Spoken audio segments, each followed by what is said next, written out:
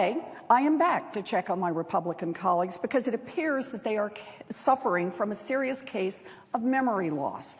Now, before I call the doctors at Mass General, I just want to say this really isn't a joke.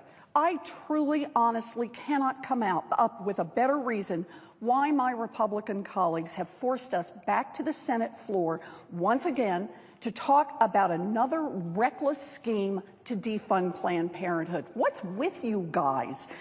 You know, remember this summer? Republicans launched a deliberate, orchestrated plan to defund women's health care centers. Let me just clarify. This was not a plan to defund abortions, because for nearly 40 years, the federal government has prohibited federal funding for abortions. Nope. The plan was to defund Planned Parenthood health care centers that nearly 2.7 million people use every year. Health care centers that 1 in 5 women across America have used for cancer screenings, pregnancy and STD tests, birth control, and other basic medical care.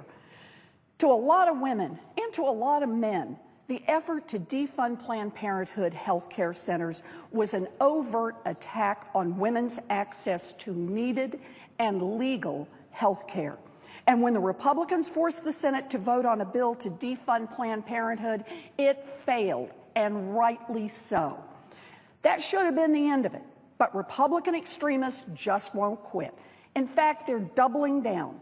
Today, Senate Republicans will use a special maneuver to hold another vote to defund Planned Parenthood, this time needing only 50 votes to pass instead of the usual 60.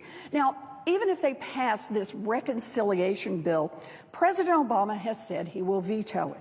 But some Republican extremists vow to press on, using the most extreme tactic possible, taking the government hostage.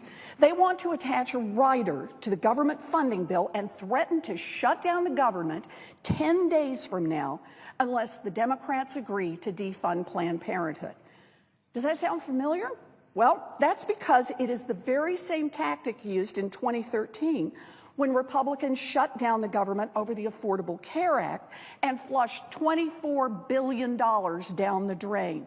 The very same tactic that former Speaker John Boehner admitted was a, quote, predictable disaster.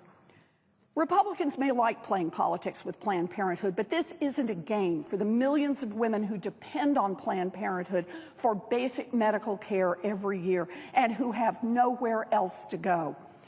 And threatening to shut down the government is certainly not a game for cancer patients who could be turned away from clinical trials at NIH.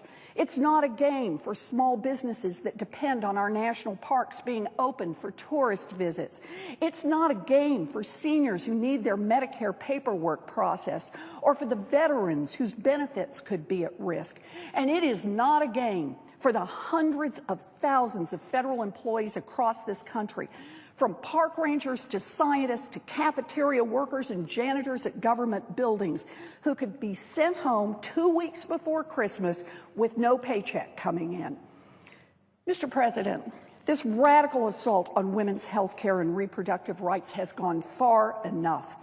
So in case my Republican colleagues are suffering from short-term memory loss, let me spell this out again loud and clear. We will not allow you to turn back the clock on women's health and women's rights. If you try to sneak provisions into the government funding bill to defund Planned Parenthood, we will fight you every step of the way, and we will win.